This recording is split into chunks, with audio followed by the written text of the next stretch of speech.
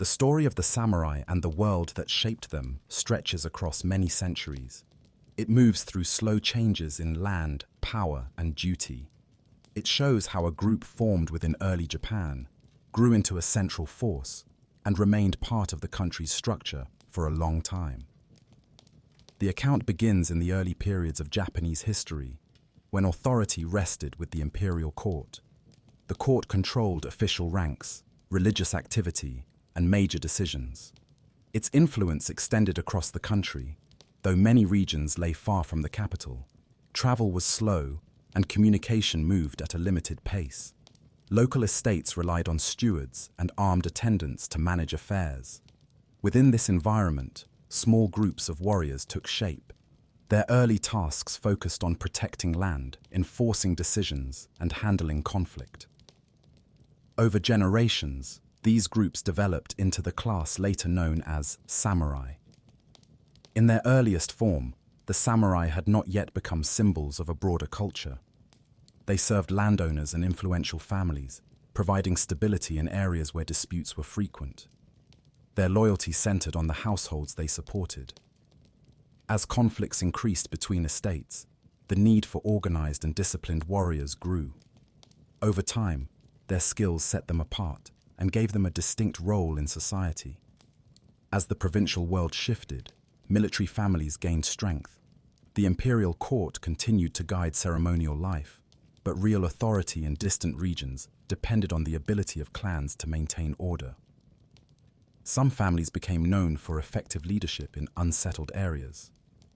Among them, the Taira and Minamoto families rose gradually in prominence. Their expansion was steady, shaped by decades of service, alliances, and regional influence. These families took on tasks the court struggled to manage directly. They settled disputes, protected important routes, and calmed uprisings. Their warriors learned how to coordinate larger forces and build networks of support. Through these responsibilities, samurai traditions deepened. Loyalty, discipline, and a clear sense of obligation became central elements of their identity. The rivalry between the Taira and Minamoto developed over time. It emerged from complex relationships at court, shifting alliances, and the demands of managing distant provinces. Their growing influence brought them into conflict. Eventually, tensions escalated and led to the struggle later known as the Genpei War. This conflict unfolded across many regions and demonstrated the expanding role of the samurai. The Minamoto victory marked a significant turning point. Minamoto no Yoritomo established a new military government in Kamakura. The imperial court continued to hold ceremonial authority, but practical power was shared with the new military administration. The samurai gained a stable and formal place within the structure of governance. The Kamakura government relied on ties between lords and vassals. Samurai pledged service in exchange for protection and land rights. Their duties included military support, management of estates, and resolution of disputes. This arrangement shaped their daily lives. Their roles became clearer, and expectations more defined. Discipline, loyalty, and readiness for service formed the basis of samurai conduct. External challenges soon tested the system. The Mongol Empire expanded across East Asia, and its attempts to invade Japan placed heavy demands on the Kamakura government. Samurai mobilized for defense, and although invasion was prevented, the efforts required significant resources.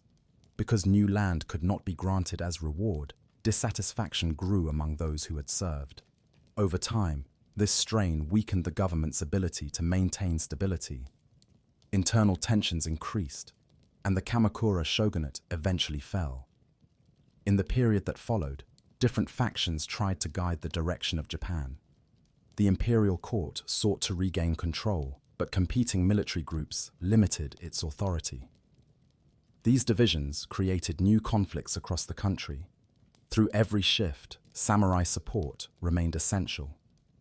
Their actions shaped political outcomes, and their service influenced who held power.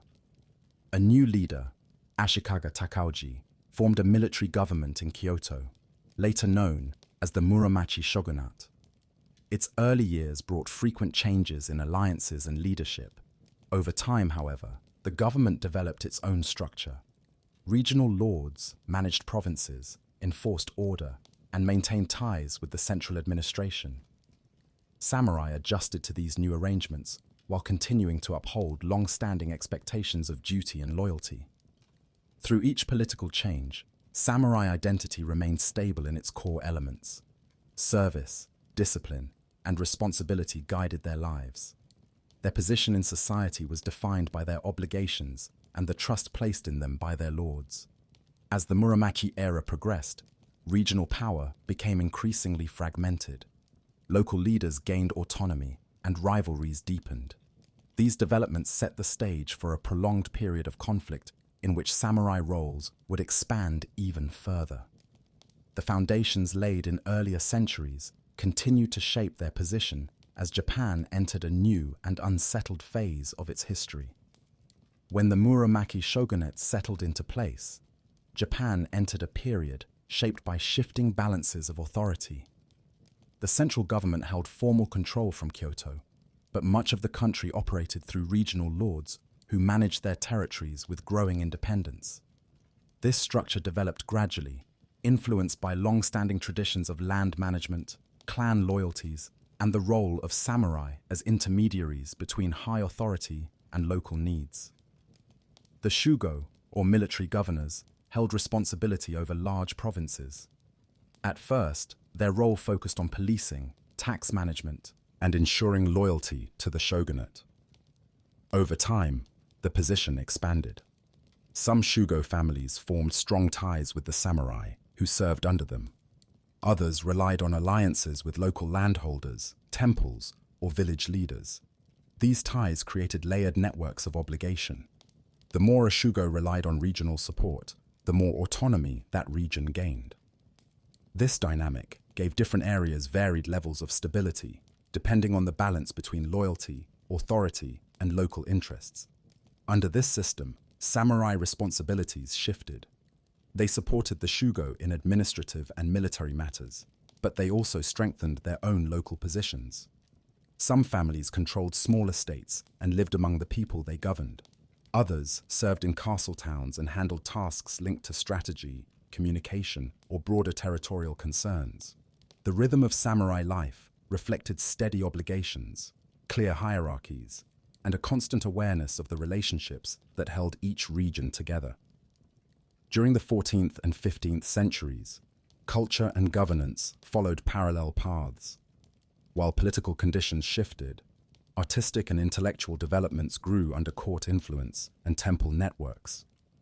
The structure of samurai life remained grounded in duty, yet many samurai also engaged with the cultural trends of the era through education, patronage, and discipline-based practices. These influences did not change the core of samurai identity, but they added further shape to daily life. As the Muromachi government matured, internal divisions became more pronounced. Members of the ruling Ashikaga family faced tensions over succession and authority. Rival branches of the family competed for influence, drawing different provinces into their disputes. The strength of regional lords further complicated these conflicts. The structure depended on loyalty, but loyalty was tied to land rights, alliances, and personal relationships. When any of these shifted, stability weakened. A major turning point came during the period known as the Onin War. This conflict did not begin as a struggle over ideology or territory. It emerged from disputes over succession and competing claims to leadership within the shogunate. However, the underlying tensions across the provinces created conditions where a localized dispute could expand. Regional leaders aligned themselves with different factions, and samurai found their obligations redirected by shifting alliances. What started as a dispute within Kyoto spread over many provinces. The war brought destruction to the capital and disrupted the structure that had supported the Muromachi government.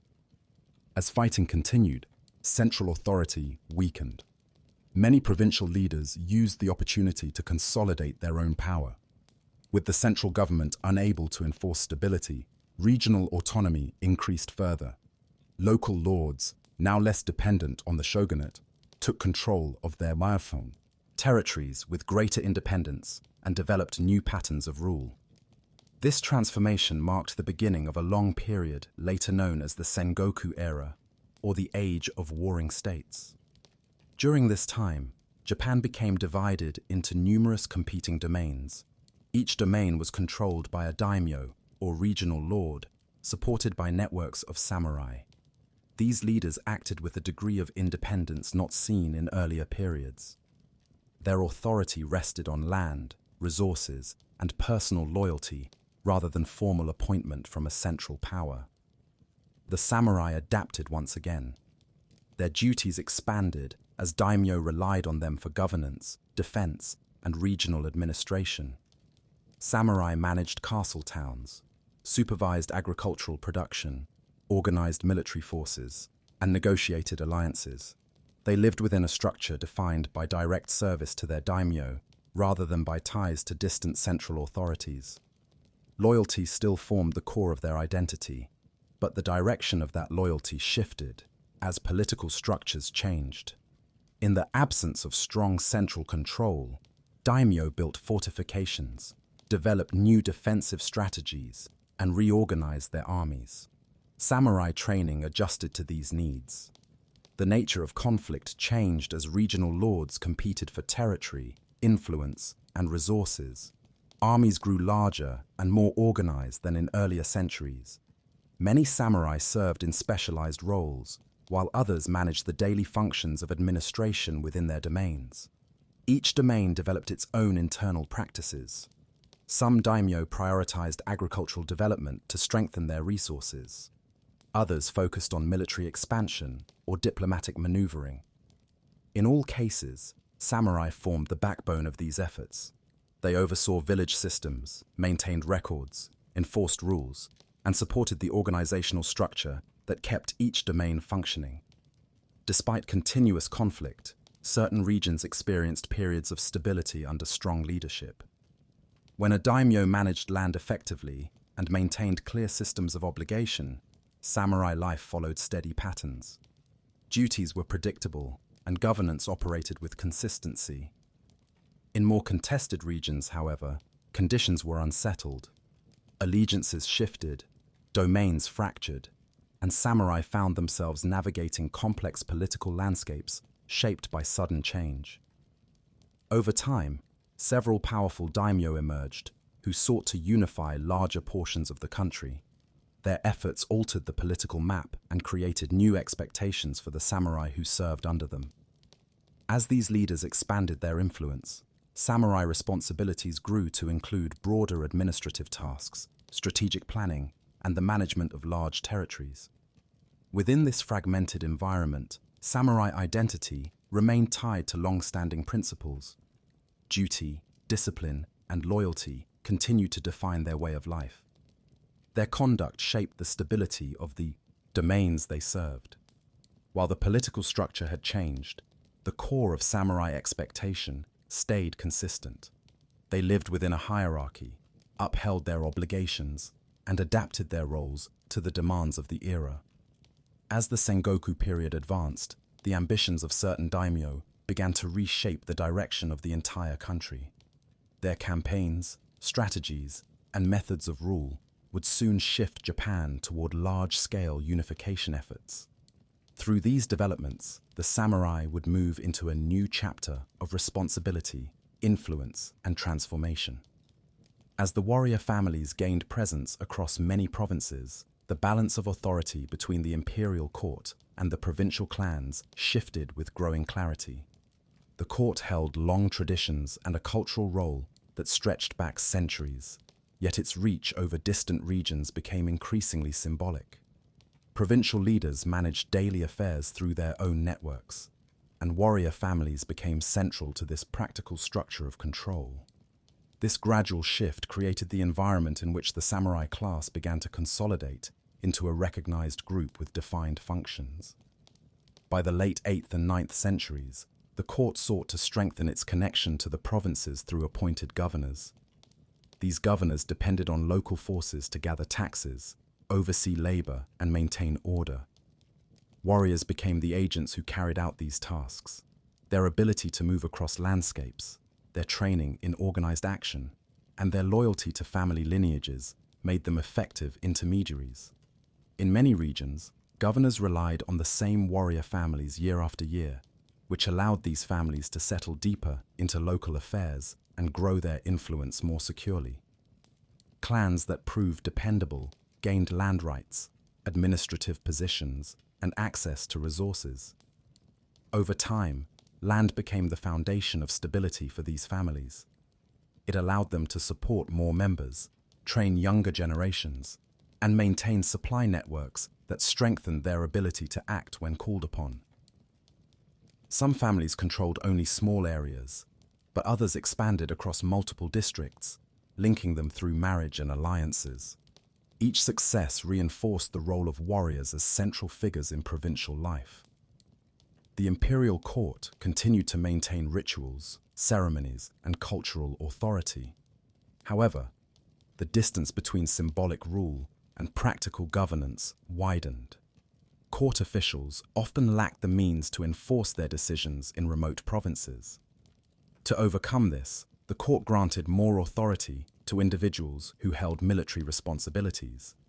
These individuals, often from well-established warrior families, gained titles and privileges that further raised their status. Over time, this contributed to the emergence of powerful clans with roots in both court titles and provincial control. The developing structure of warrior society became clearer in this period. Most clans organized themselves around a central lineage, usually traced through a respected ancestor. The head of the family held authority over land, alliances, and decisions about conflict or cooperation. Beneath the head stood branches of the family that managed specific territories, handled disputes, or oversaw specialized tasks. Younger members learned the expectations of service from early age.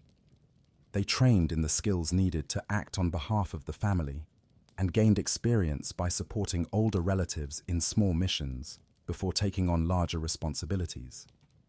Many clans developed internal codes of conduct to maintain order within their own ranks. These early codes were practical rather than philosophical.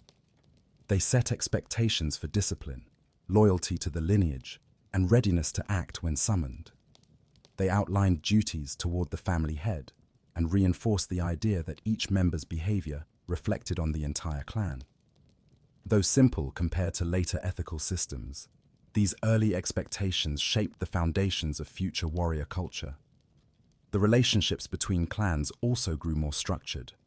Alliances were used to secure borders, manage disputes over land, and strengthen influence within a province.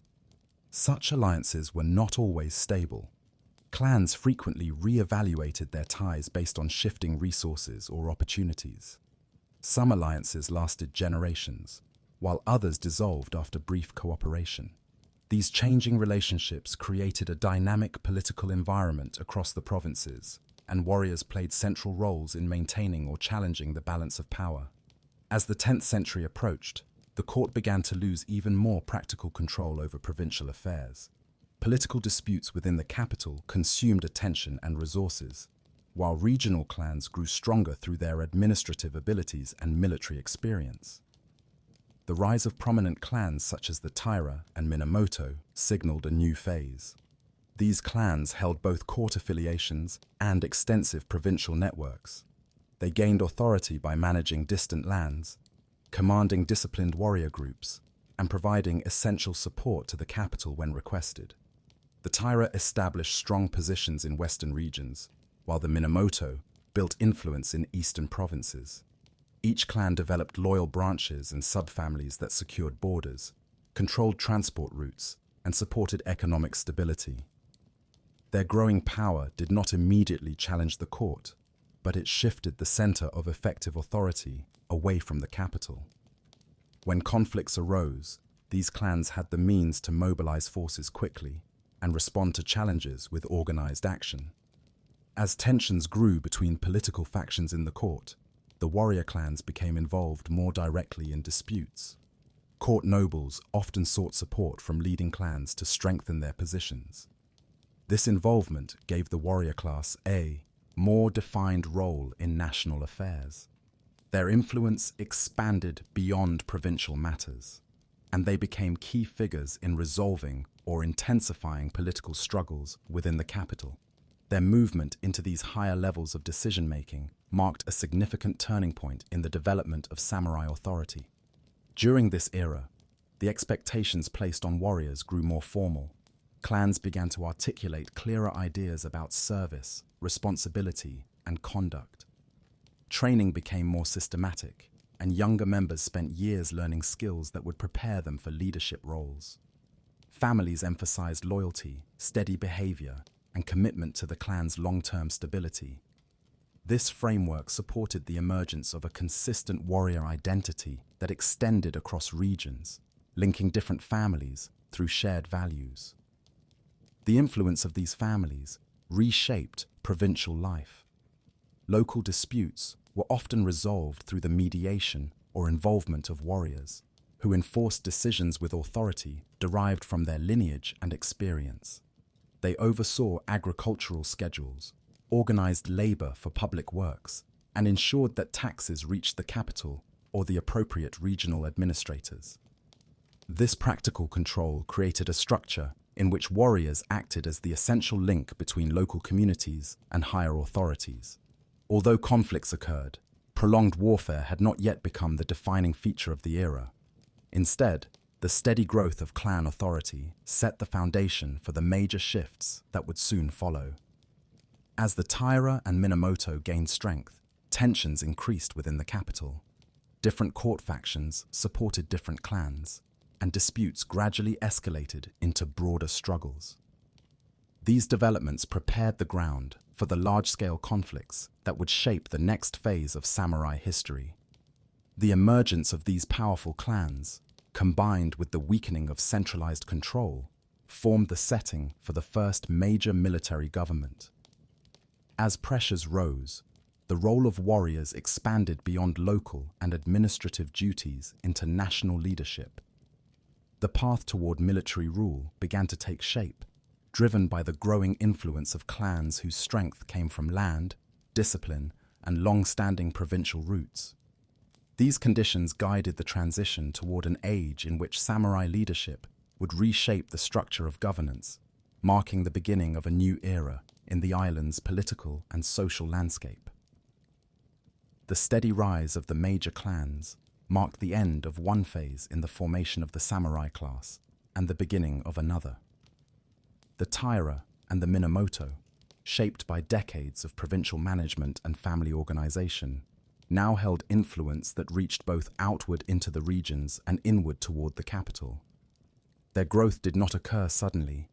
It came from generations of careful administration, cultivation of land rights, and the steady training of warrior lineages prepared for long-term service. By the time their strength became apparent to the imperial court, their networks were already well established across many provinces, and their roles within the larger political structure had become indispensable. The Taira gained influence first. Their connections to western provinces gave them access to important routes, expanding trade patterns, and large areas of cultivated land. These resources supported their ability to maintain organized warrior groups. Their disciplined management of territory made them valuable partners for court officials, who needed reliable support for administrative tasks.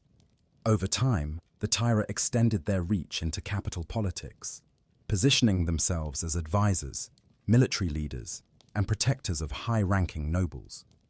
This combination of provincial strength and capital presence gave them a balanced base of authority that distinguished them from many other families.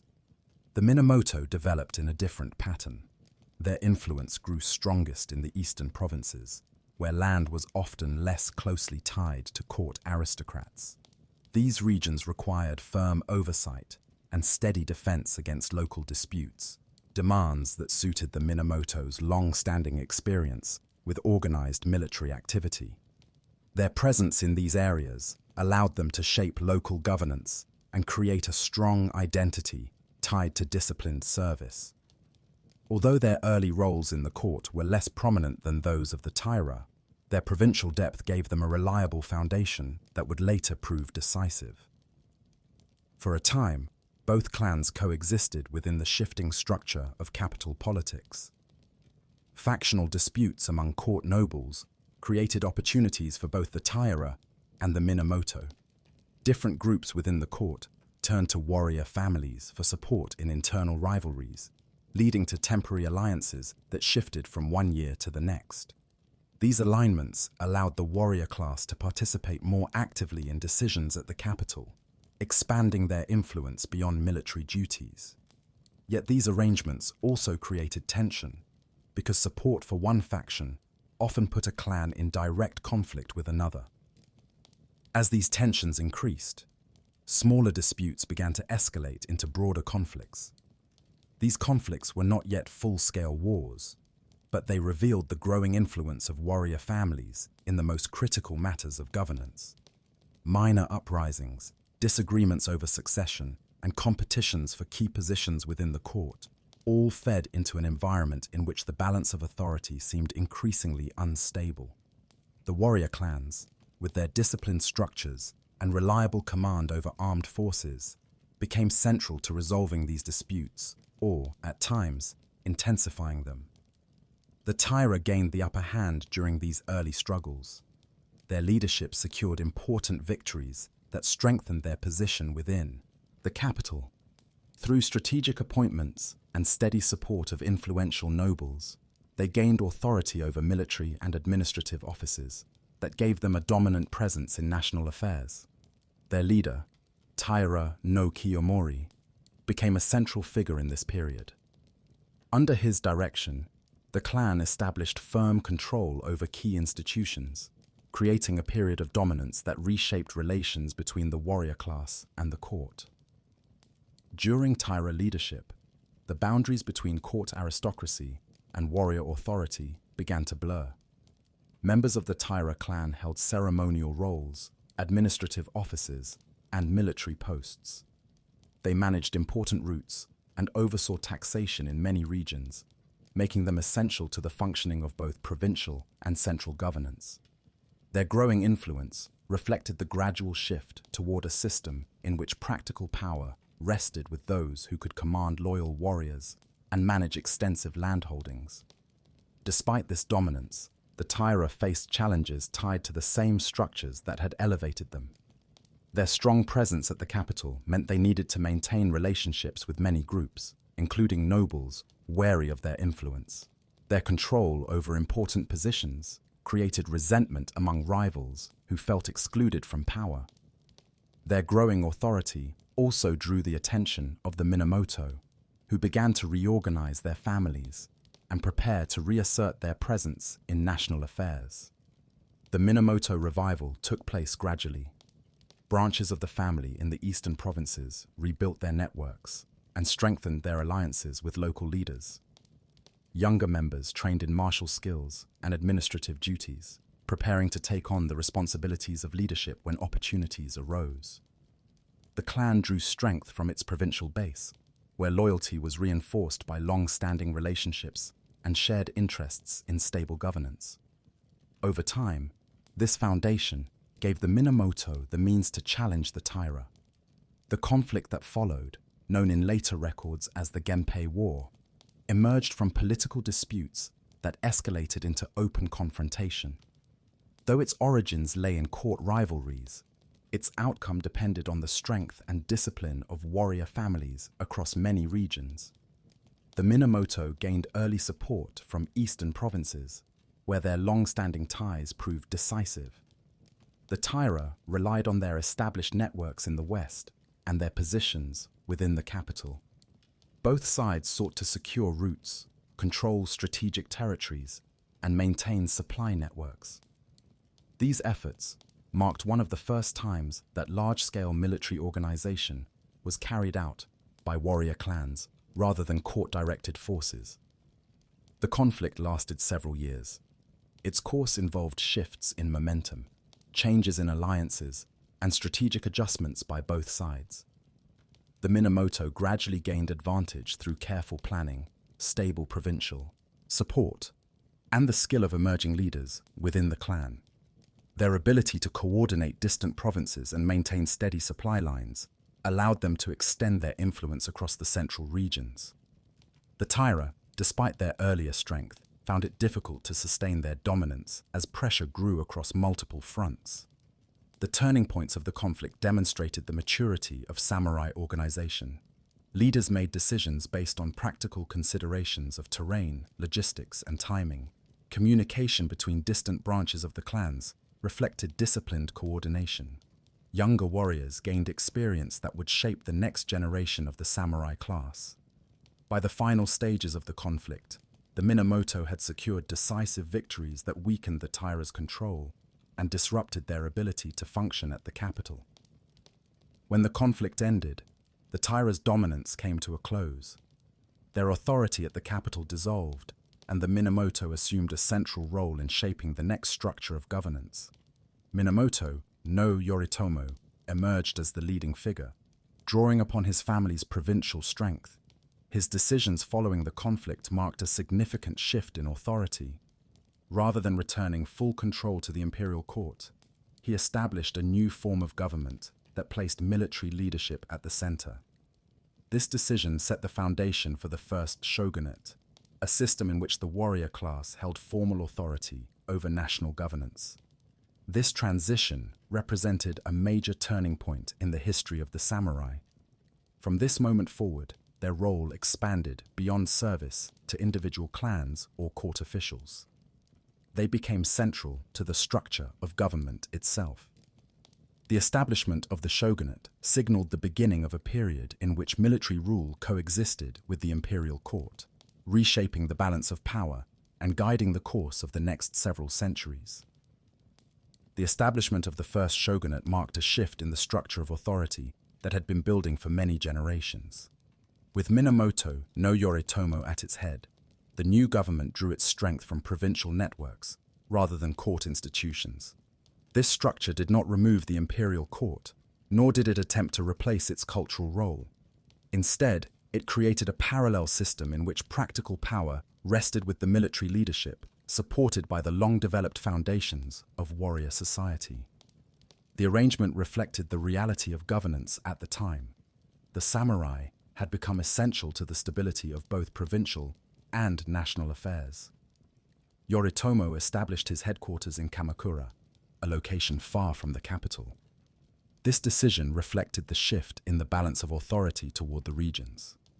Kamakura provided a secure base, surrounded by areas where warrior families already held long-standing roles. It was connected to the provinces that had supported the Minamoto through the earlier conflicts and could serve as an administrative center for a new form of government. By setting the center of authority in Kamakura, the shogunate reinforced the idea that power did not need to be physically tied to the imperial seat. The new government developed a framework known in later records as the Bakufu. This system centered on military leaders who carried out tasks that had once been managed by court officials. They supervised land distribution, resolved disputes among warrior families, and maintained order across the provinces. Yoritomo appointed trusted retainers and members of allied families to oversee key regions, placing them in roles that combined military responsibility with administrative duty. This structure allowed the shogunate to maintain direct influence over provincial matters, even when distant from them. Many families that had supported the Minamoto during the conflict now found themselves integrated into the new system. They received land rights, administrative posts, and positions within the emerging hierarchy. These rewards strengthened loyalty to the shogunate and helped unite the warrior class under a common structure. Younger members of these families learned to operate within this system, training for roles that combined martial skill with steady administrative work. The stability created by these arrangements supported the growth of a consistent governing framework that would last for many decades. The imperial court continued its cultural functions, approving appointments and maintaining rituals that held symbolic importance. Yet the practical decisions of governance were now handled by the shogunate. This balance allowed both systems to exist without direct conflict. The court's place in tradition remained intact, while the shogunate shaped daily life across the provinces. Over time, the court grew accustomed to its reduced role, while the warrior class solidified its position as the central authority for administration and military affairs. The shogunate introduced a system of land stewardship that became one of its defining features. Instead of relying on court-appointed governors, the bakufu appointed military stewards who oversaw land, collected taxes, and maintained order. These stewards answered directly to Kamakura. Their presence in the provinces ensured that directives from the shogunate were carried out. This system provided a degree of consistency that had been difficult to achieve under the earlier structure, where authority had been more fragmented and dependent on shifting alliances. The relationship between stewards and local landholders required careful management. Landholders retained rights to their estates, but they were now expected to work within the framework of military oversight. Clear guidelines were established to manage disputes, ensuring that conflicts between families did not escalate into larger struggles. These guidelines reflected the values that had developed over generations within the warrior class, emphasizing loyalty, stability, and disciplined conduct.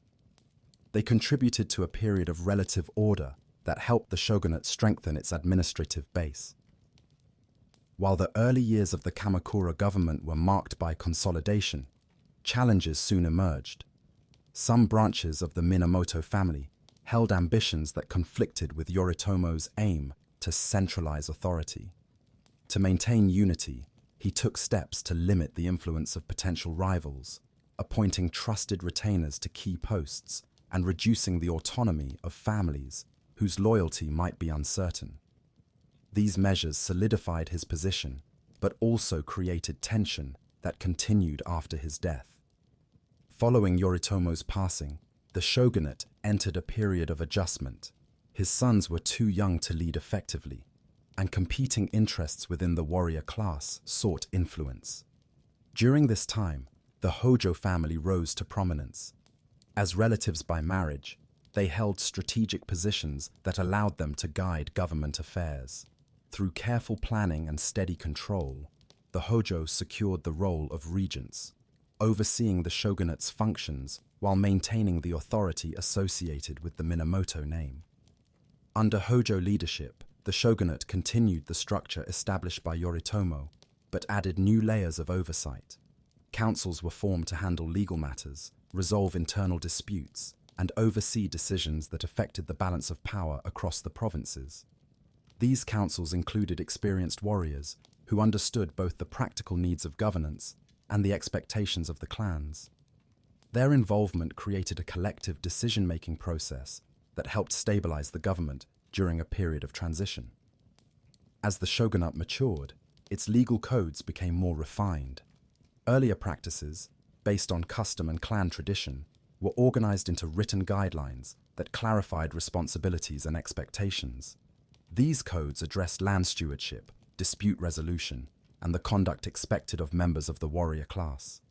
By writing these rules, the shogunate established a foundation for consistent governance across the provinces. The codes became one of the defining achievements of the Kamakura era, shaping the behavior of the samurai for generations. The samurai identity continued to develop. Training now emphasized not only martial skill, but also steady conduct, responsibility toward one's superiors, and commitment to the maintenance of order. Families taught younger members the importance of discipline and the duties associated with land stewardship. These expectations helped form a consistent model of samurai behavior that extended across different regions and clans. Over time, this contributed to a shared understanding of what it meant to belong to the warrior class. Despite the structure's stability, external pressures began to influence the direction of the shogunate. Relations with neighboring states created new challenges, and domestic concerns required constant attention. Yet the foundation formed by the Minamoto and strengthened by the Hojo allowed the government to respond to these pressures with organized efforts. The samurai, now firmly established as the key administrators and defenders of the realm, continued to evolve within the framework of military governance. This period laid the groundwork for changes that would soon test the resilience of the samurai class and the shogunate. Challenges from outside the islands and shifts within society would bring new demands on the warrior class. These events would shape the next stage in the long history of samurai leadership and influence. The Kamakura shogunate entered a new phase as external pressures emerged that differed from the internal disputes and provincial conflicts that had shaped earlier eras. These pressures developed at a time when the government had grown confident in its administrative structures, and the samurai had settled into a defined role across the provinces. Warrior families oversaw land, enforced order, and maintained communication with Kamakura. The system functioned with relative stability, yet it remained vulnerable to challenges that required coordination beyond the experience of most clans. These challenges would come from distant regions and test the capacity of the government to organize defense on an unprecedented scale. During the 13th century, relations with neighboring states began to shift. Powers on the continent changed leadership, expanded territory, and sought broader influence. Envoys from these powers reached the islands and requested diplomatic recognition. The requests carried implications that the shogunate needed to consider carefully. Accepting such proposals could bring obligations that went beyond existing diplomatic practices, while refusing them risked future conflict. The shogunate weighed these concerns within councils that examined each message with caution. The Hojo regents, who guided the government during this period, maintained a careful stance. They declined direct acceptance of demands, but avoided actions that would create immediate confrontation. Their decisions were measured and deliberate, reflecting the cautious nature of the Kamakura government. Yet the situation developed more rapidly on the continent, leading to rising tension. Reports from trade and diplomatic networks suggested that a potential threat was growing, though the exact scale remained uncertain. As expectations of conflict increased, the shogunate began preparations for large-scale defense. These preparations required coordination between many provinces. Warrior families received orders to train, gather resources, and remain ready for mobilization. For many samurai, this period introduced new responsibilities. Earlier conflicts had involved disputes between clans or small-scale uprisings. The potential threat from across the sea required a different approach, involving collective action by warriors from many regions under a unified command. The first major test came when foreign forces attempted to land. The shogunate's defensive measures were already in place, allowing warriors to respond in organized fashion. They mobilized quickly, drawing on the network of stewards and landholders who had maintained readiness. The conflict did not last long, but it demonstrated the importance of coordination across regions. The defensive effort relied on communication between Kamakura and distant provinces, the mobilization of supplies, and the steady discipline of samurai who had trained for moments of this kind. Although the first attempt at invasion ended without lasting occupation, the shogunate recognized that further preparations were necessary. The government strengthened defenses along vulnerable coastlines and issued new guidelines for mobilization. More resources were committed to the construction of defensive works. Samurai from many regions contributed labor and oversight. The scale of these efforts exceeded earlier projects carried out under the shogunate, reflecting the seriousness with which the government regarded future threats. The second attempt at invasion occurred several years later. This conflict lasted longer and involved greater coordination. Warriors from many provinces fought side by side under the direction of the shogunate. Their training and discipline played central roles in maintaining consistent defense across extended periods. The efforts required patience, steady decision-making, and organized movement across difficult terrain. The defense held firm, and the invading forces eventually withdrew, unable to establish lasting control. The shogunate regarded the outcome as a demonstration of the samurai class's ability to act collectively in defense of the realm. Yet the aftermath introduced new challenges. The defensive efforts had required enormous resources. and the expected rewards for service did not materialize in the same way as after internal conflicts, where victory often brought land redistribution. Since the invading forces did not leave territory to be divided, the shogunate lacked new land to grant as compensation. Many families had committed significant time and resources, hoping for rewards that were difficult for the government to provide. This situation created tension within the samurai class. Land remained the foundation of stability for warrior families. Without additional territories to allocate, the shogunate struggled to meet expectations. Some families felt strain as resources became limited. The government attempted to address these concerns through recognition, administrative privileges, and adjustments in stewardship roles. Yet these measures did not fully satisfy all families, especially those who believed their contributions warranted greater reward. The economic and administrative burdens of prolonged preparation also strained the shogunate's capacity. Many regions had diverted resources toward defense rather than local needs. Recovery took time, and some provinces experienced disruptions in agricultural cycles. The shogunate had to coordinate efforts to restore stability while still maintaining readiness for potential future threats. These tasks required careful planning by councils in Kamakura, supported by experienced administrators in the provinces. Despite these challenges, the shogunate remained committed to maintaining order. The legal codes developed earlier in the era continued to guide daily governance. Stewards and local officials enforced these rules, ensuring that land disputes, inheritance issues, and family matters were addressed consistently. Younger warriors continued to train under established expectations, learning discipline and the importance of fulfilling obligations to their families and superiors. These practices helped maintain cohesion during a period of strain. The foreign threats also influenced the way the samurai understood their position within the system. Many warriors saw their service as part of a broader responsibility that extended beyond clan interests. Training increasingly emphasized the idea of collective defense. This reinforced the bonds between families from different regions.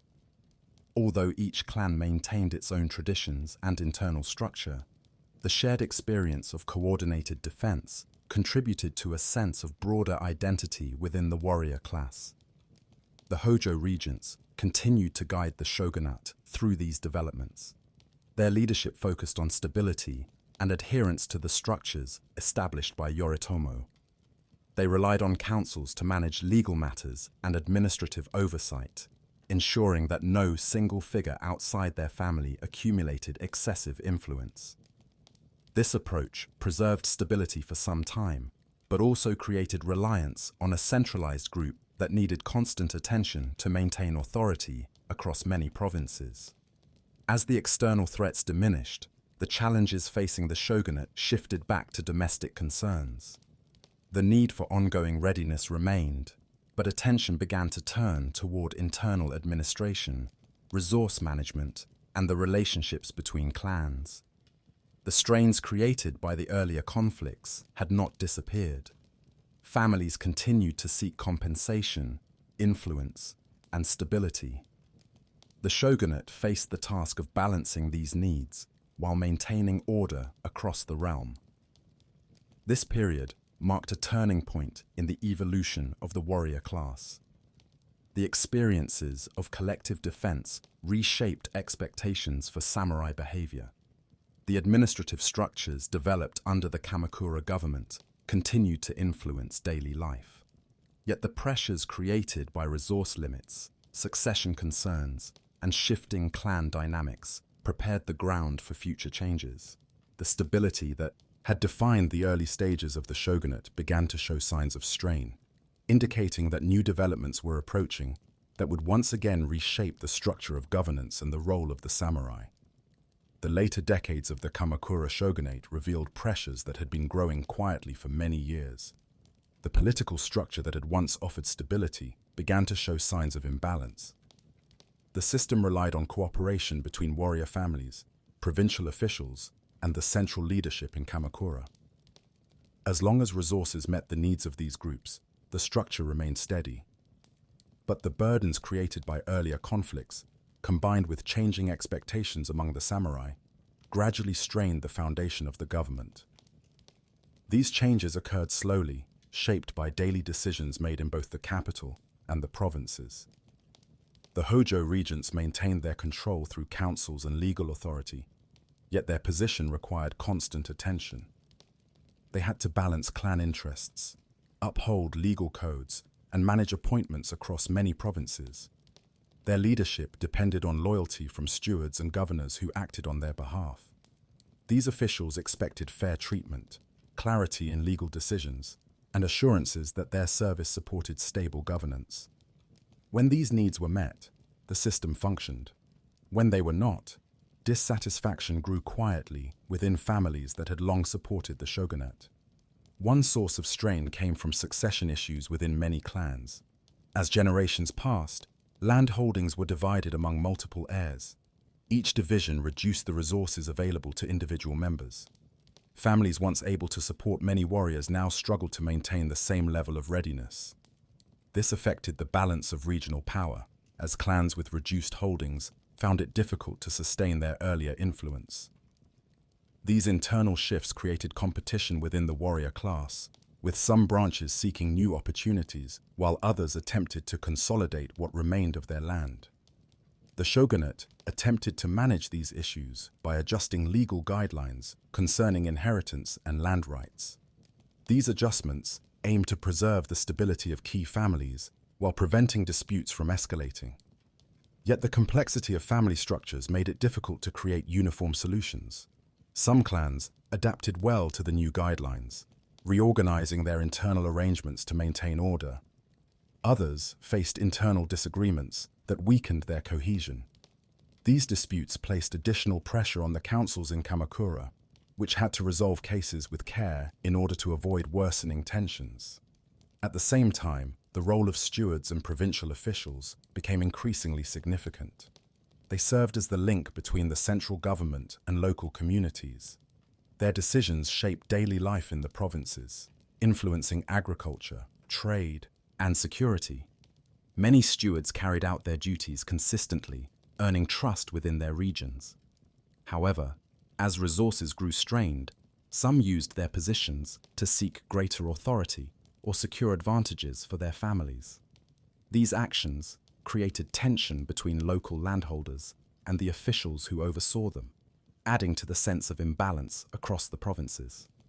The Hojo regents relied on a network of loyal retainers to maintain order, but they faced challenges in monitoring the entire realm.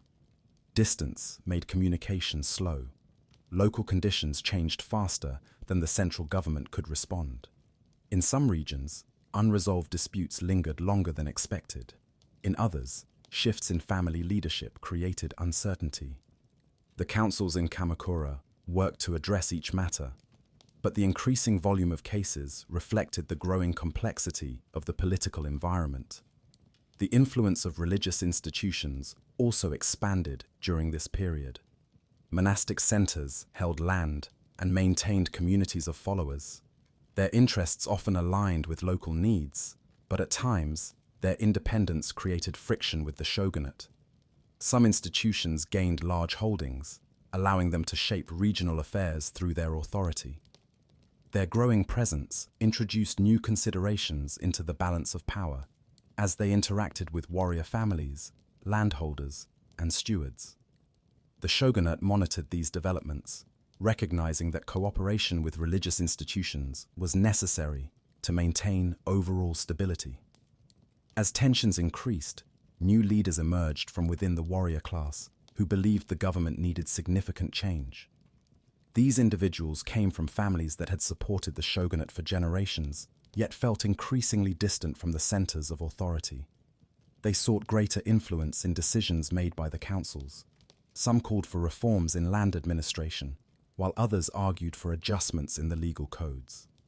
Their proposals reflected concerns shared by many samurai, who faced resource shortages and shifting regional dynamics.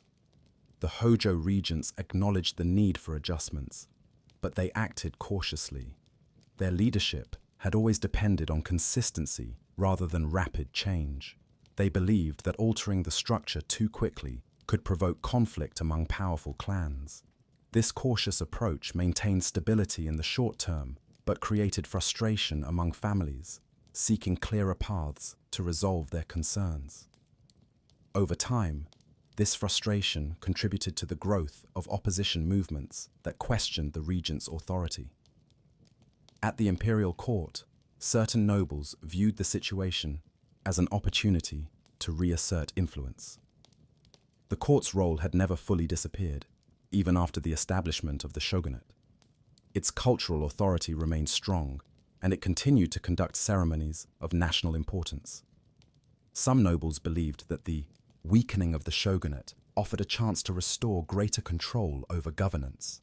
Their discussions led to alliances with warrior families who felt overlooked by the central leadership in Kamakura. These alliances operated quietly at first, forming networks that hoped to shift the balance of power without provoking open conflict. As these networks expanded, tensions rose across the realm. Rumors spread among clans about potential alliances and changes in leadership. Communication between provinces and Kamakura became more frequent, as the shogunate attempted to stay informed. The councils evaluated each report carefully, aware that hasty action could lead to unintended consequences. Despite these efforts, the political environment continued to grow more unstable. Small disputes gained larger significance because they reflected deeper concerns about authority, resources, and the direction of the government. In this period of uncertainty, certain clans gained confidence in their ability to challenge the existing structure. Their leaders believed that the shogunate no longer represented the balance of interests needed to maintain stable governance. They argued that a new form of leadership, supported by both the court and influential warrior families, could restore order. These ideas attracted support among families that had experienced declining fortunes under the current system. Their quiet discussions turned to plans for coordinated action, though each step required careful consideration to avoid premature confrontation. The Hojo leadership recognized the growing discontent, but struggled to address it effectively. Their authority had become intertwined with the structure of the shogunate itself. Admitting the need for major reform risked undermining their legitimacy, yet resisting change created conditions that allowed opposition to grow. This dilemma reflected the challenges faced by a government that had once offered strong guidance, but now confronted pressures that exceeded its capacity. As these factors converged, the political balance began to shift. The alliances between court nobles and dissatisfied samurai strengthened. Regional leaders prepared to assert new positions. The shogunate, stretched by years of administrative burdens and unresolved disputes, entered a period in which major change became increasingly likely. The structures that had supported governance for many decades were no longer able to contain the growing pressures. The stage was set for conflict that would reshape the relationship between the imperial court, the warrior class, and the central government. This period marked the end of the stability associated with the early Kamakura era. What followed would alter the political landscape, introduce new forms of leadership, and transform the role of the samurai once again. The next developments would guide the islands into a new era defined by conflict, transition, and the reorganization of authority. As alliances between discontented samurai and factions within the imperial court strengthened, certain provinces became the early centers of quiet preparation. Families that had once acted with caution now spoke more openly within their own circles about the possibility of major political change. These conversations did not yet take the form of open rebellion. Instead, they appeared in the management of land, the training of retainers, and the strengthening of local networks. Each clan that sensed shifting conditions began to adjust its internal structure so that it could respond quickly when the moment arrived. In the countryside, these adjustments were visible mostly in subtle ways. Retainers spent more time on training grounds. Messengers traveled with greater frequency between allied households. The movement of goods and supplies became more carefully organized, as families sought to secure resources without drawing unnecessary attention from Kamakura. For many clans, This preparation served both defensive and strategic purposes. They could claim readiness for regional disputes, while quietly building the capacity to support wider movements should circumstances demand it. Meanwhile, the court in Kyoto continued to evaluate the situation with growing interest. Certain nobles believed the time had come to exercise greater influence, though they understood that any misstep could provoke severe consequences. Their plans required coordination with warrior families that possessed the military strength to challenge the shogunate. These nobles participated in detailed discussions concerning timing, messaging, and the symbolic importance of imperial authority. They hoped that a new political alignment grounded in court legitimacy and samurai strength could command broad support across the realm. Within the shogunate's councils, awareness of these developments grew steadily. Reports from provincial stewards described changes in local behavior that could not be dismissed as routine. The tone of correspondence shifted. Letters from long loyal clans began to display greater formality, as though their authors wished to avoid revealing too much. The Hojo regents reviewed these reports with increasing concern. Their previous strategy of maintaining stability through legal consistency and cautious governance no longer sufficed in the face of emerging alliances that existed beyond the reach of standard administrative measures. The regents sought to reaffirm their authority through appointments and reminders of official obligations. They issued directives aimed at reinforcing the responsibilities of provincial officials, emphasizing the importance of unity under the shogunate. Some clans responded dutifully. Others expressed agreement, while quietly continuing their preparations. The regents recognized the signs of shifting loyalty, but struggled to respond without provoking the very conflict they hoped to avoid. Their position required them to project confidence even as the foundations of their authority weakened. In several regions, younger leaders within influential families began to assume greater responsibility. These individuals belonged to a generation that had grown up after the major external threats of earlier decades had passed.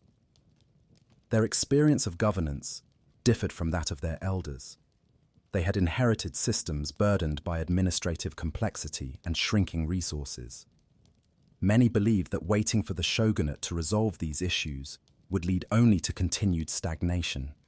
Their leadership brought new urgency to discussions of reform, alliance building, and coordinated strategy.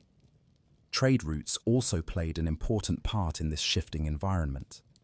Merchants who traveled between provinces carried more than goods. They transmitted observations, rumors, and fragments of political sentiment. Their accounts contributed to the growing awareness that changes were underway across the realm.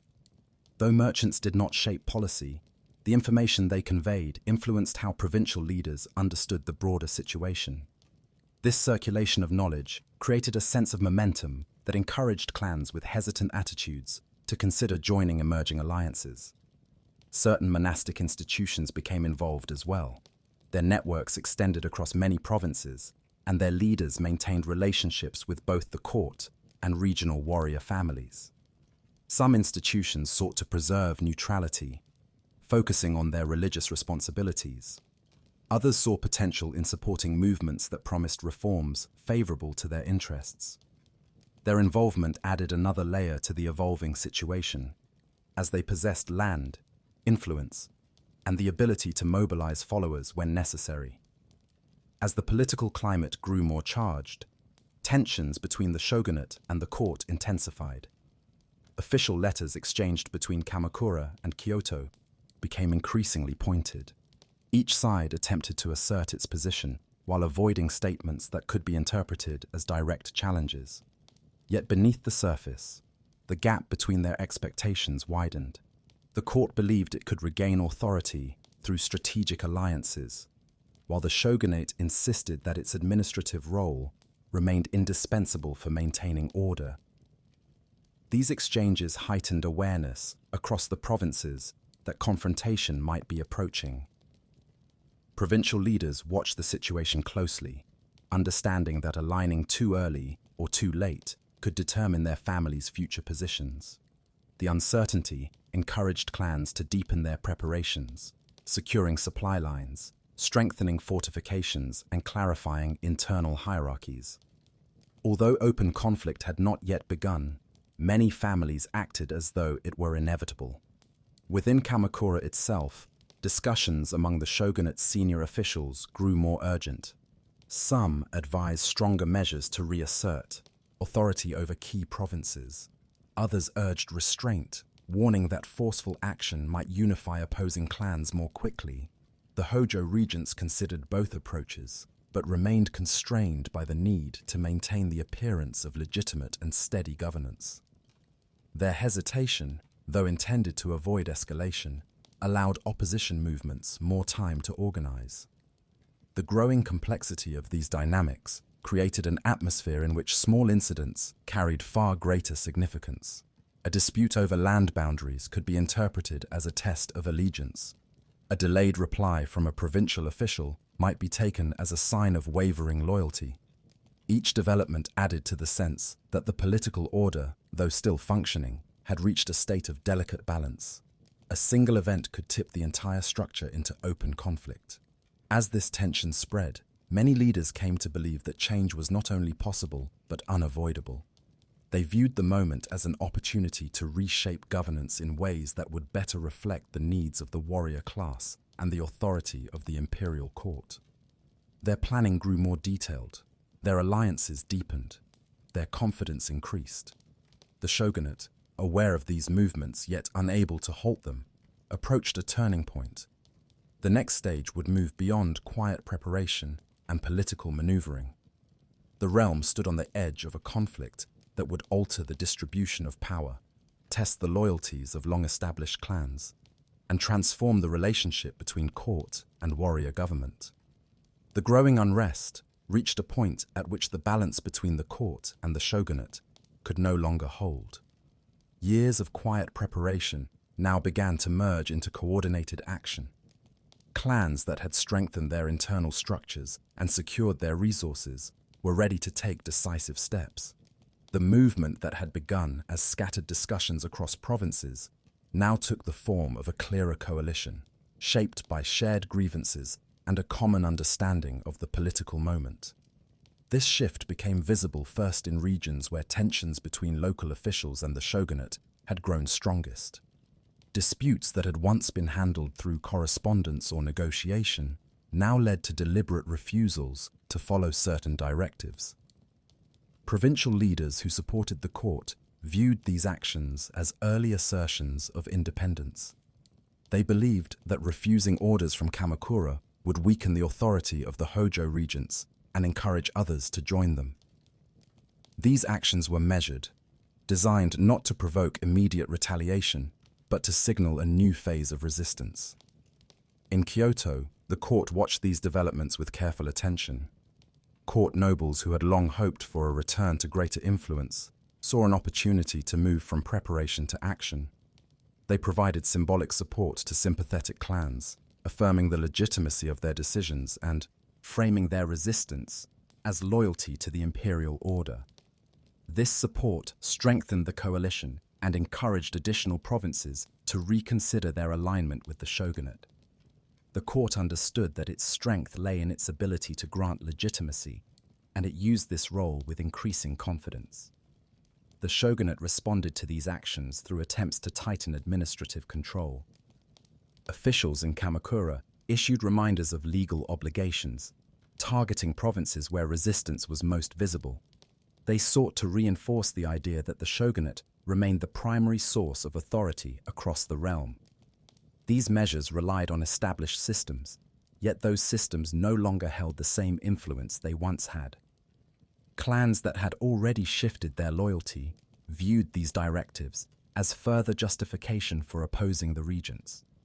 The shogunate's efforts to project strength revealed instead the limits of its reach. As resistance grew, certain clans took more decisive steps.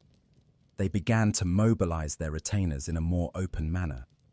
Supplies that had been quietly gathered were now distributed across fortified locations. Leaders called trusted advisors to discuss coordinated strategy, considering both regional conditions and the broader movements taking place. The pace of preparation increased, driven by the understanding that a confrontation with Kamakura was no longer a distant possibility, but a likely near-term reality.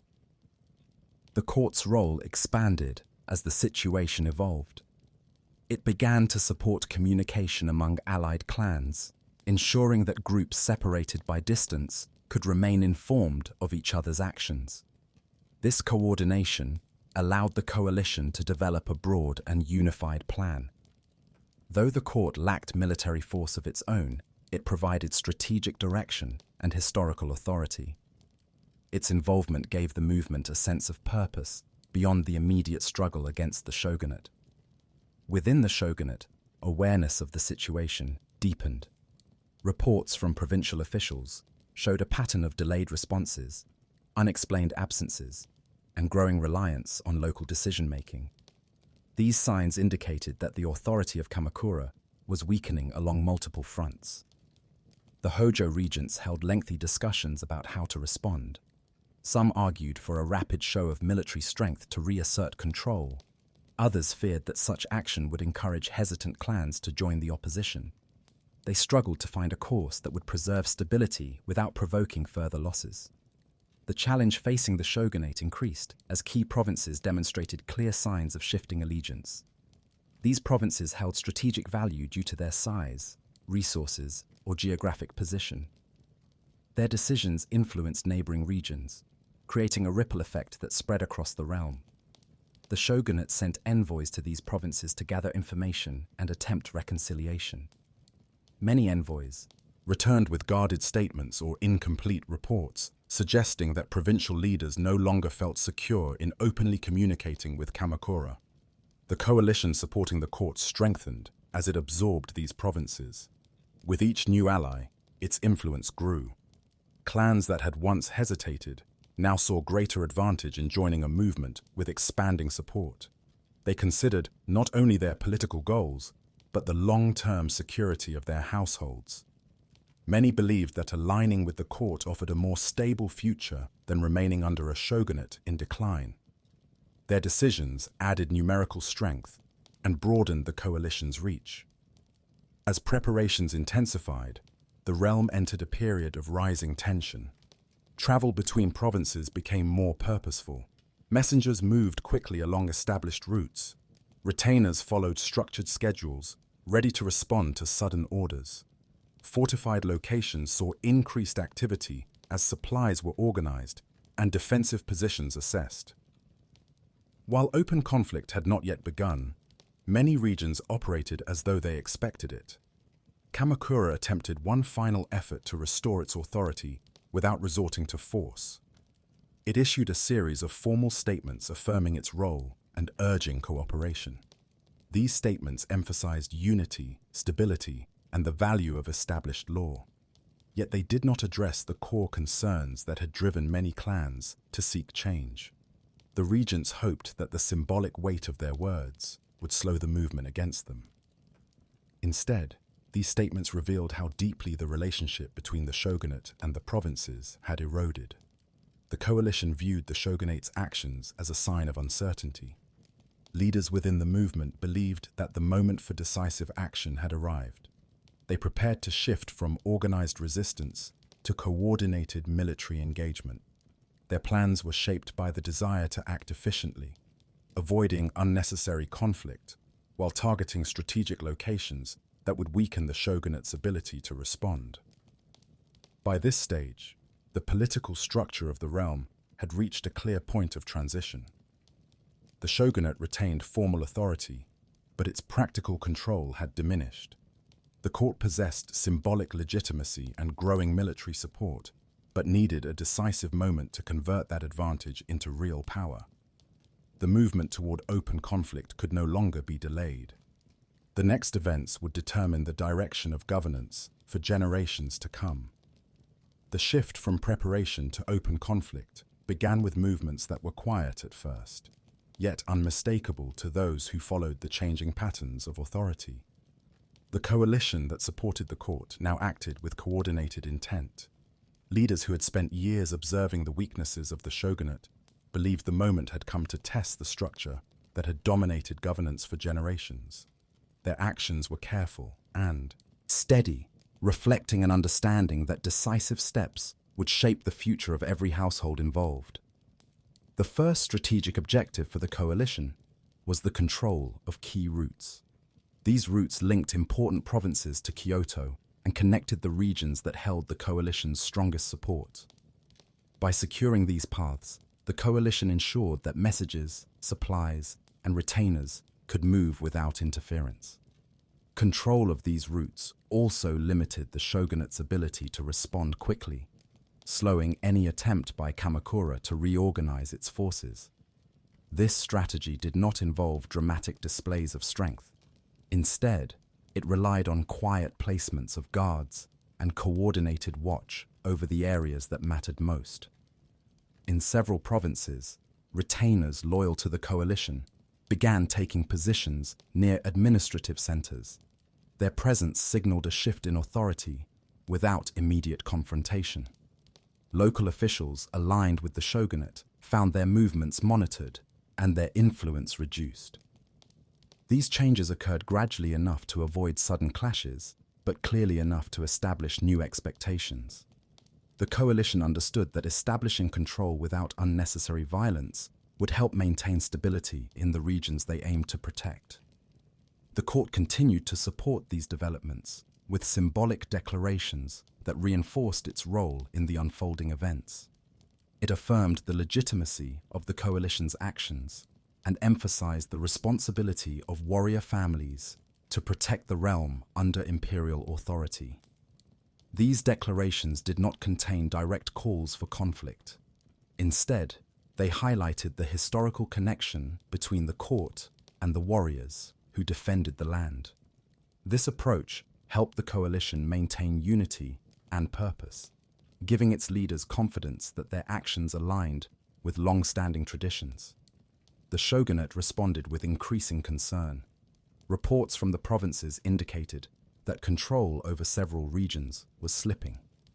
Envoys sent to investigate returned with accounts of guarded answers and shifting loyalties. The Hojo regents recognized that the coalition's movements represented more than local disputes. They understood that the court had become the focal point of a growing effort to reshape governance. In response, the regents convened their senior advisors and discussed a range of possible actions. Their deliberations reflected the difficulty of the moment. Acting too quickly risked provoking wider resistance. Acting too slowly risked losing more provinces to coalition influence. Kamakura attempted to regain control by sending small detachments of retainers to strategic provinces. These detachments were tasked with reinforcing loyal officials and restoring confidence in the shogunate's authority. In some regions, their presence slowed the coalition's expansion. In others, the detachments encountered coordinated resistance that left them unable to take effective action. The regents soon realized that they would need a larger, more organized response to meet the scale of the movement. The coalition anticipated this and prepared accordingly. Leaders identified locations where shogunate forces were most likely to advance. They organized retainers into groups designed to respond quickly to any movement from Kamakura. These groups were positioned near key rivers, mountain passes, and provincial borders. Their goal was not to engage in major battles, but to delay shogunate advances long enough for the coalition to secure stronger positions. This approach reflected a clear understanding of how to use the terrain and existing networks to maintain strategic advantage. Communication within the coalition played a central role in the unfolding events. Messengers traveled frequently between allied provinces, carrying plans and updates. Each message allowed leaders to adjust their strategies, ensuring that no region acted alone. This steady flow of information strengthened trust among the clans. It also created a sense of shared purpose across great distances, linking families with different histories and resources in a common effort. As anticipation grew, the shogunate issued a formal statement declaring its intention to restore order by force if necessary. This statement emphasized the importance of unity under the established system and warned of the consequences of rebellion. The regents hoped that this declaration would cause hesitant clans to withdraw from the coalition. Instead, it had little effect. Many provincial leaders believed that the shogunate no longer possessed the strength to enforce its demands. Their decisions continued to reflect the belief that real change was not only possible, but necessary. The coalition's next major step involved securing the regions surrounding Kyoto. These regions held symbolic significance as well as strategic value. Control of the areas near the capital strengthened the coalition's connection to the court. It also prevented the shogunate from isolating the court or restricting its ability to coordinate the movement. Clans in these regions acted carefully, ensuring that local populations experienced as little disruption as possible. Their steady and disciplined approach helped establish order and predictability during a period of growing tension. As the coalition advanced, the shogunate faced increasing internal strain. Advisors disagreed over the correct response. Some urged immediate military action, believing that waiting would only strengthen the coalition further. Others argued that the shogunate should seek negotiation with influential clans to slow the movement. Their disagreements delayed decisions at a time when swift action might have shifted the balance. These delays became significant as the coalition continued to secure strategic positions. The situation reached a turning point when the coalition began preparing for a direct approach towards Kamakura. This preparation did not rely on rapid movement or overwhelming force. Instead, it involved careful planning, steady consolidation of territory, and reinforcement of supply lines. The coalition sought to ensure that any approach toward the shogunate's center of power would be supported by stable control of the regions behind it. This methodical strategy reflected the experience of leaders who understood the demands of long-term conflict. Kamakura responded by calling upon its remaining loyal provinces to provide reinforcements. It organized its forces with the intention of protecting the approaches to the city and disrupting the coalition's advance. The regents believed that defending the surrounding regions would prevent the conflict from reaching the heart of the shogunate. Yet the coalition's preparation had already reached a level that allowed it to adapt to these defensive measures. Provincial leaders within the movement coordinated their retainers to avoid direct confrontation and continue their gradual approach. As both sides maneuvered, the realm entered a period marked by rising uncertainty. Clans watched closely to see which direction the conflict would take. Some hesitated, waiting for signs of decisive advantage before committing fully. Others strengthened their involvement in the coalition, convinced that the shogunate could no longer maintain control. These shifting loyalties added to the complexity of the moment, creating a landscape in which decisions made by a single household could influence the wider balance of power. Through these developments, the movement against the shogunate progressed with increasing clarity. The coalition's careful strategies and the shogunate's delayed responses created a path that steadily narrowed the distance between preparation and decisive action. The stage was set for the next phase of conflict, one that would determine the future shape of governance and the position of the samurai within it. The progression toward direct conflict reached a point at which each side recognized that the struggle could no longer remain limited to preparation and positioning. The coalition that supported the court had secured regions, strengthened alliances, and established a network of communication that stretched across much of the realm. The shogunate understood that without decisive action, its authority would continue to erode. Both sides prepared for the next stage with steady determination, guided by long-term strategy rather than haste. The coalition's leaders held discussions in which they reviewed the conditions of each province under their influence. They examined the flow of supplies, the readiness of retainers, and the stability of newly secured territories. These assessments allowed them to refine their approach, ensuring that no province would be left vulnerable as the movement advanced. Their planning emphasized consistency and coordination. Each clan understood its responsibilities, allowing the coalition to function as a unified structure despite the distances that separated its members. Central to the coalition's strategy was an understanding of Kamakura's defensive advantages.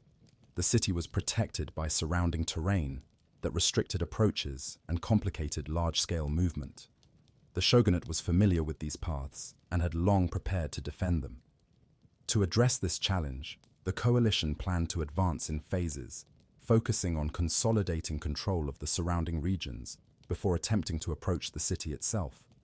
Their aim was to weaken the shogunate's external support and limit its access to reinforcements. In the provinces closest to Kamakura, the coalition required careful preparation. These regions held families with long traditions of service to the shogunate. Their loyalties were not easily influenced, and many remained uncertain about joining the movement. Coalition envoys traveled through these provinces, speaking with local leaders and presenting the goals of the movement in direct, measured terms. Their conversations emphasized the need for stable governance and the importance of aligning with the court. While not every clan shifted its position, several became more receptive to the idea of change. Their reassessment contributed to the coalition's gradual expansion. The shogunate monitored these developments with increasing concern. The Hojo regents reviewed reports that described limited cooperation from certain provinces, reduced access to supplies, and difficulties in assembling reinforcements. They recognized that time was moving against them. Without strong action, they risked losing the remaining support they still possessed. Yet each potential response carried its own risks. A rapid military campaign could ignite widespread confrontation. A delayed response could give the coalition a stronger foothold. The regents struggled to find a path that protected their authority without further weakening the structure of governance. Ultimately, the shogunate chose to strengthen its defensive positions. It reinforced existing outposts, secured supply routes, and called upon loyal clans to assemble retainers near key locations. These efforts were intended to send a clear message. Kamakura would not allow further erosion of its authority. The regents hoped that this show of readiness would discourage hesitant clans from joining the coalition. At the same time, they prepared for the possibility that open conflict would become unavoidable. The coalition interpreted these defensive measures as confirmation that the shogunate was preparing for confrontation. Leaders responded by increasing coordination across provinces. Retainers were moved to positions that allowed them to support each other quickly. Supplies were redistributed to ensure steady access to food and equipment. Communication between allied clans intensified. The movement became more structured, reflecting the understanding that the approaching conflict would require sustained effort and clear organization. The court played a central role in maintaining unity. It issued statements affirming that the coalition's actions aligned with the interests of the realm. These statements emphasized responsibility and orderly conduct rather than confrontation. They framed the coalition's movements as part of a broader effort to restore steady governance.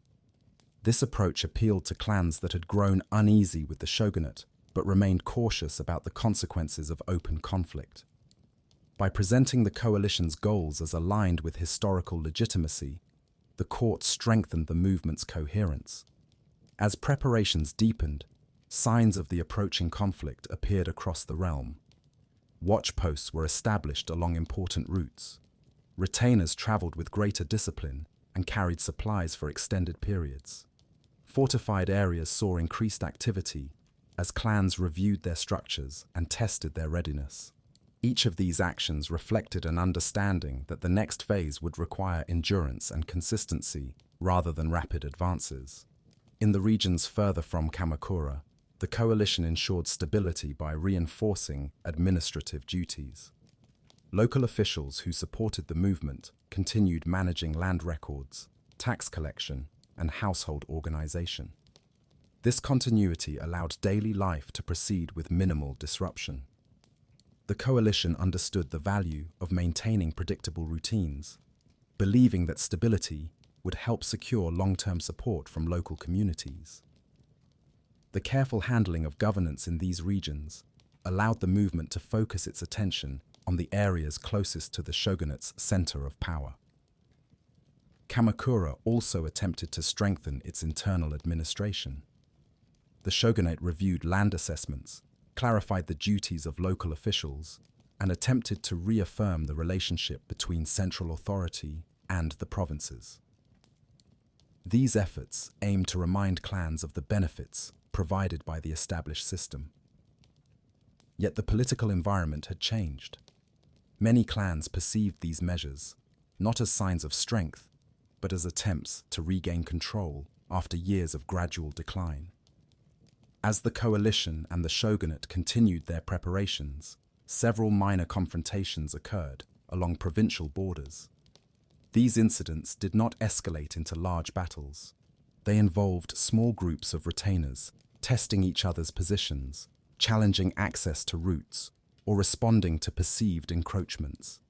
Each side viewed these incidents as warnings that the structure of peace was weakening. Though none of these confrontations determined the direction of the conflict, they signaled that open engagement could occur at any moment.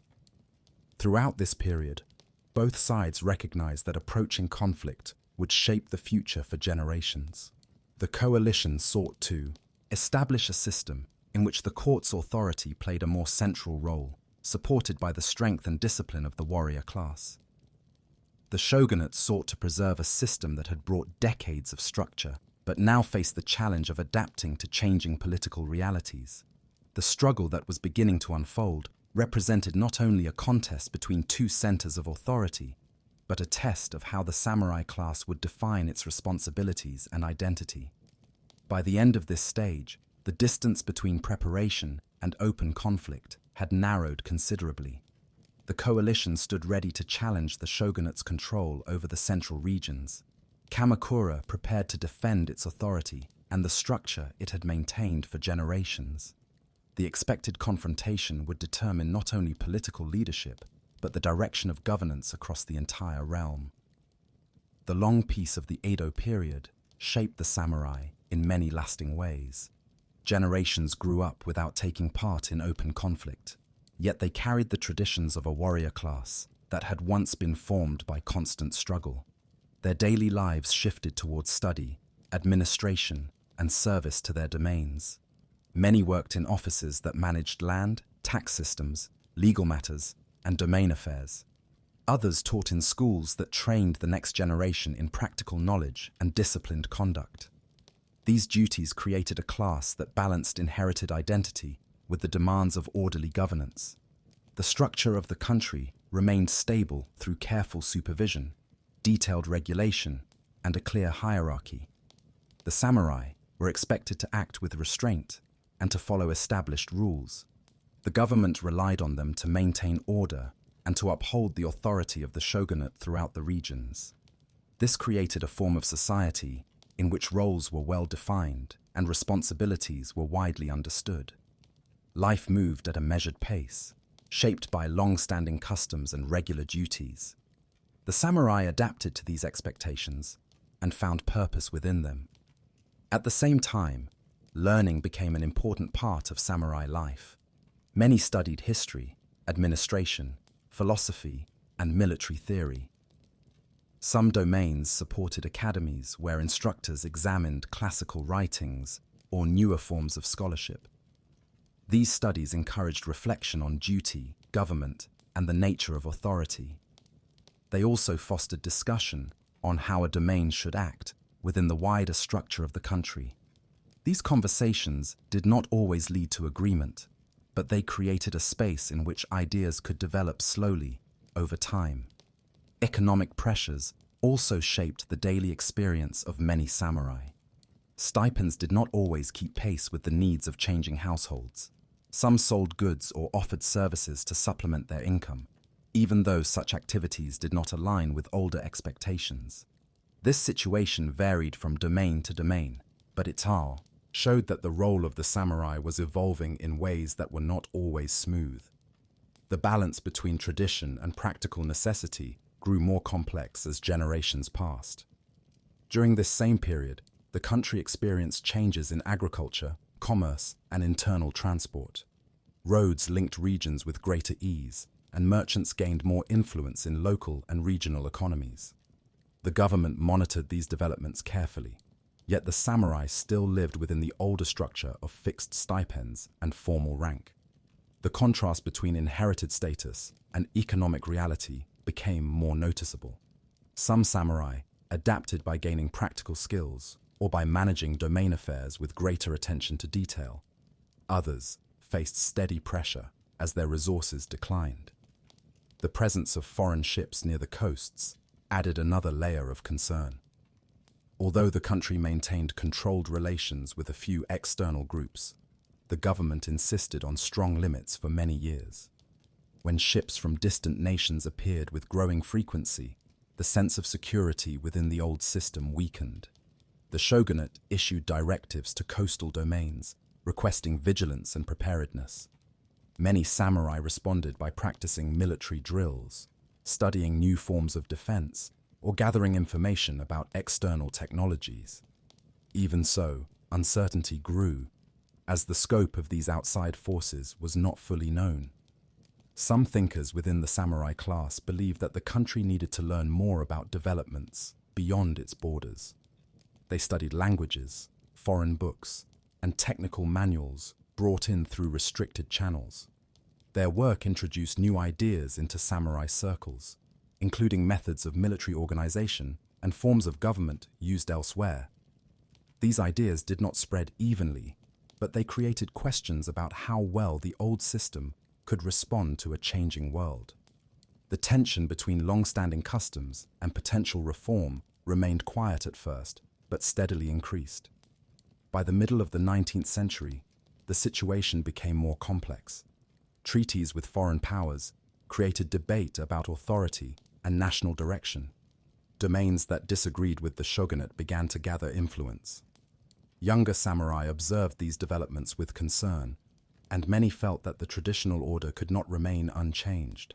Discussions within schools and administrative offices grew more serious, and the roles of established leaders came under closer examination. The bond between samurai identity and shogunate rule, long taken for granted, became less certain. The samurai continued their duties during this time, but the ground beneath the old structure was shifting. Questions about loyalty, reform, and national strength became more open. Domain leaders held councils to decide how to balance established obligations with emerging needs. Some chose to modernize their forces. Others concentrated on internal stability. The direction each domain chose shaped the course of future events. The pressure surrounding the old order increased as the 19th century progressed. Internal debate within many domains became more direct, and leaders had to choose how they would respond to the challenges that now reached every part of the country.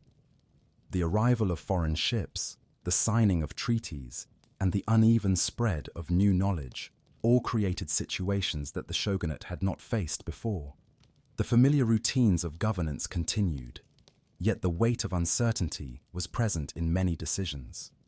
The shogunate attempted to adjust by forming committees, gathering information, and sending emissaries to study new conditions. They issued instructions to domains concerning defense and coastal security. They also sought ways to manage relations with foreign governments. These efforts showed an awareness of changing circumstances, but they did not rebuild confidence in the same way that earlier policies had done. The structure of the government was still based on assumptions formed during long periods of stability. Those assumptions no longer aligned with the environment around them. Across several domains, younger samurai took an active interest in questions of national strength. Some believed that the country needed to adopt new forms of military training and administration. Others felt that authority should move away from the shogunate and return to the imperial court. Their discussions were shaped by years of study, by lessons from their domain schools, and by exposure to new forms of knowledge.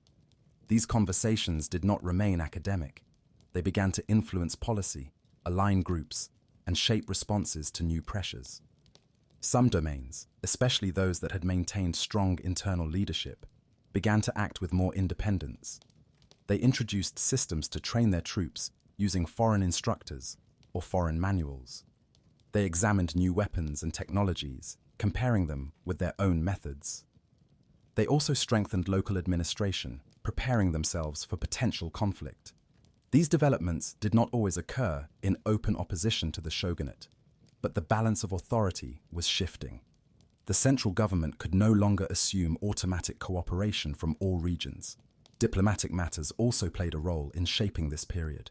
Treaties signed with foreign powers created unequal conditions that many samurai found difficult to accept. They viewed these agreements as signs that the country needed stronger leadership. Dissatisfaction grew in domains that had long held cautious attitudes toward the shogunate. Their leaders began to communicate with one another, forming shared goals and exchanging information about military preparation. Over time, these ties formed the basis for coordinated action. Within the shogunate, attempts at reform continued. Some officials recognized that the government needed to modernize in order to retain authority. They tried to reorganize military units, update defenses, and study foreign systems more closely. These changes came at a late stage, and the internal strength of the government had already weakened. Disagreements among high-ranking officials slowed progress further.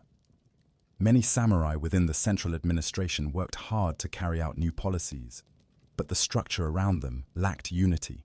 Tension increased when the shogunate sought to suppress dissent. In some domains, movements formed that expressed support for the imperial court. These groups believed that national unity could be restored by placing political authority under the emperor. Their activities varied from peaceful advocacy to organized resistance.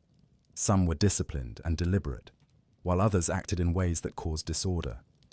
The shogunate attempted to maintain control, but the reach of its authority was no longer consistent. As the situation grew more unstable, a number of samurai began to prepare for the possibility of armed conflict. They trained with new weapons, studied modern tactics, and strengthened their units. Others continued to engage in diplomacy, hoping that agreement could be reached without widespread violence. The potential for conflict was present, but the direction of events was still uncertain. Many hoped for reform without war, yet the forces that shaped the period were moving toward a decisive moment. By the late 1860s, relations between key domains and the shogunate had deteriorated beyond repair. The momentum that had been building for years moved toward open confrontation. The policies of the shogunate were increasingly questioned, and the authority of the imperial court grew in symbolic and practical importance. Samurai across the country now faced choices that could not be postponed. Their decisions in this period would determine the political structure of the nation and the future of their own class.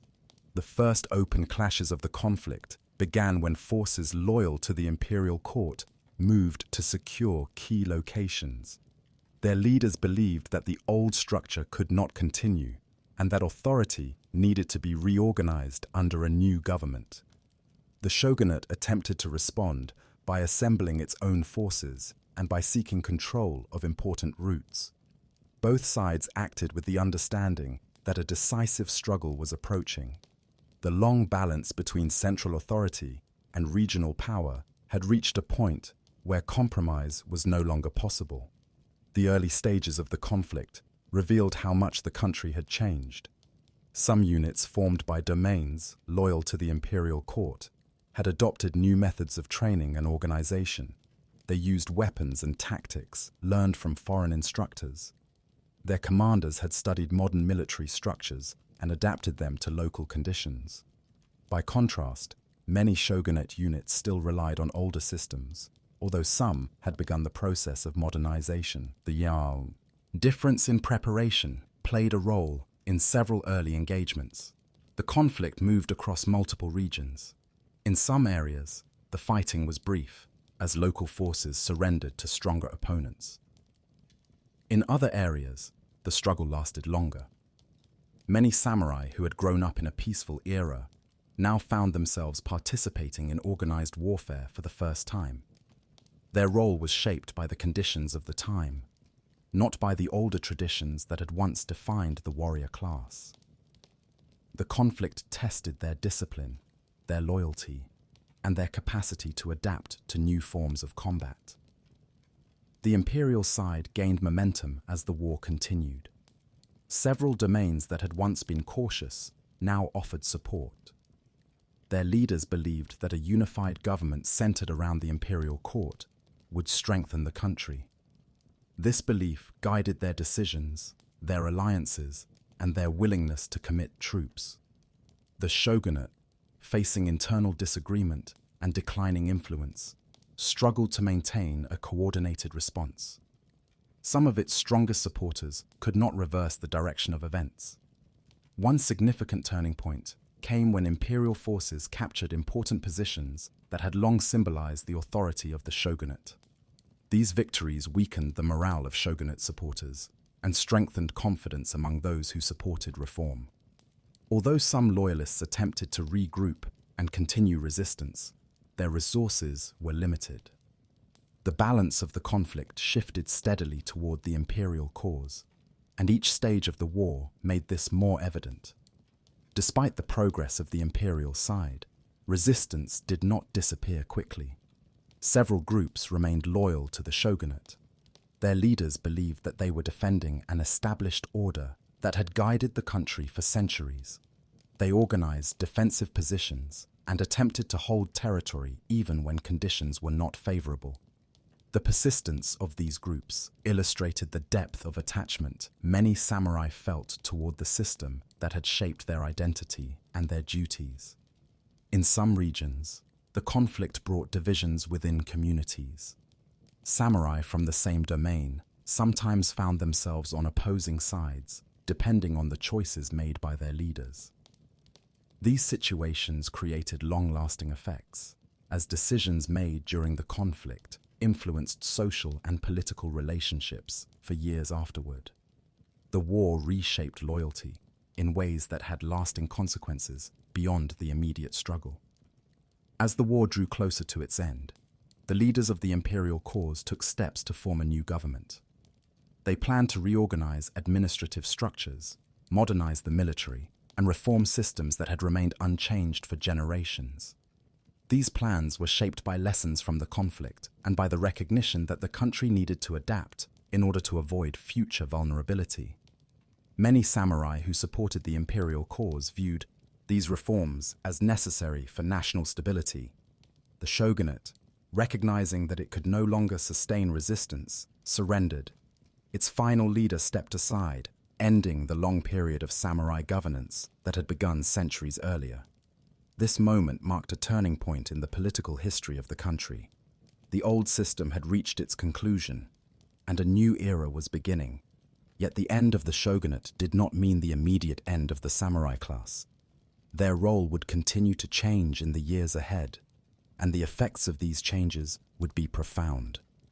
The new government formed after the fall of the shogunate faced the task of creating a stable structure for the entire country. Its leaders understood that the old system, based on hereditary rank and long-established roles, could not be preserved if the nation hoped to strengthen itself. They introduced reforms intended to reorganize administration, unify authority, and modernize institutions that had once been managed separately by many domains. These reforms touched every part of society. For the samurai, they signaled the beginning of a final transformation. The new leaders moved to abolish the domain system and replaced it with a unified administrative framework. This change removed the political base that had supported the samurai class for centuries. Many who had served domain lords now served in regional or central offices. Their duties shifted toward the needs of a modern state, rather than the demands of older estate management. Some found that their training in reading, writing, and administration allowed them to adjust to new positions. Others struggled to adapt, as the familiar structures that had shaped their identity no longer held the same authority. Military organization also changed. The new government formed a conscript army, open to commoners as well as former samurai. This decision ended the exclusive right of the samurai to bear arms. It represented a decisive move away from a system in which social status determined military duty. The conscription system created debate, but it became a central part of national policy. For the samurai, the meaning of their role as warriors shifted toward a form of service that was no longer bound to inherited status. Some joined the new army and continued military careers under different conditions. Others left military life entirely. Financial reform created additional challenges. The government replaced hereditary stipends with bonds and later removed this support entirely. Generations of samurai had relied on these stipends as the foundation of household stability. Their removal forced many families to reconsider their place in the new society. Some sought work in trade, education, industry, or government administration. Others tried to maintain traditional households, but found it difficult without the resources that had once supported them. The adjustment produced uncertainty, and the pace of change exceeded what many had expected. A number of former samurai looked for ways to preserve elements of their identity through new forms of service. Some became teachers and played important roles in building the educational system of the new era. They opened schools in cities and rural towns, guiding young people in basic learning, disciplined conduct, and a sense of civic responsibility. Their work drew upon habits shaped during the long years of the Edo period, when study and administrative training had been central to samurai life. By teaching future generations, they continued to influence the direction of national development. Other former samurai entered business. The new economy offered possibilities for those who were willing to adapt to unfamiliar fields. Some formed companies in shipping, banking, or manufacturing. Others worked in transport or agriculture. Their administrative experience helped them understand contracts, organization, and long-term planning. Although the shift from hereditary income to business activity required great adjustment, it allowed some former samurai to participate in the economic growth that gradually expanded across the country. Not all accepted the changes peacefully. Groups of former samurai protested the loss of status, the end of stipends, and the rise of a conscript army. They believed that the reforms removed values they had upheld for generations. The largest of these protests developed into armed resistance. The new government responded with determination, using its modernized forces to put down the uprisings. The most significant resistance marked the last major attempt to restore the old order. After its defeat, the era of samurai leadership came to a clear close. The government continued its reforms, confident that the old structure would not return. With the passing of these final conflicts, the samurai class no longer existed as a legal or administrative category, yet the influence of its long history remained present. Many practices that had developed during earlier centuries continued in new forms. The emphasis on discipline, learning, and responsibility shaped early educational institutions. The habit of service to a broader community influenced the development of public administration. The experience gained through managing domain affairs contributed to the formation of modern government offices. Although the roles changed, the effects of the samurai tradition endured. In the years that followed, former samurai and their descendants participated in many aspects of national life. Some served in government ministries. Others worked in the legal system, the military, universities, or commerce. Many carried forward values that had been taught in domain schools and in samurai households. Their contributions helped guide the country through a period of rapid modernization. The samurai no longer held exclusive privileges or political authority, but elements of their culture shaped the direction of the new era. The long history of the samurai, from its early origins through centuries of warfare, administration, and later reform, created a legacy that extended beyond the end of legal status. The class had formed during a time of continual conflict, developed through periods of shifting alliances, governed during long peace, and adapted when faced with rapid change. Its members had influenced military organization, agricultural management, legal structures, diplomacy, education, and cultural life.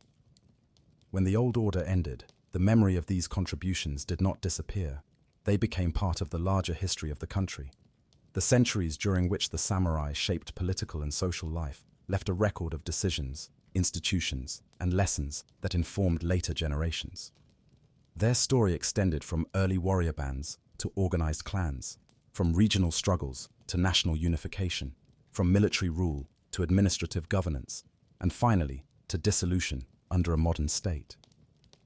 Each stage reflected the conditions of its time. Together, these stages formed a continuous path that revealed how a class of warriors became stewards of peace, managers of local affairs, and participants in national reform. The formal end of the samurai class marked the close of a long historical chapter, but the influence of its values and practices continued in more subtle ways. Many former members adjusted to new lives while carrying forward habits shaped by earlier generations. Their approach to duty, learning, and service could be seen in the institutions they helped build. Their experiences illustrated how a society can adapt when long-standing structures give way to new forms. And so the story comes to rest for now. Another piece of the past placed gently into perspective. Thank you for listening, and may the quiet of the night carry you the rest of the way into sleep. Good night.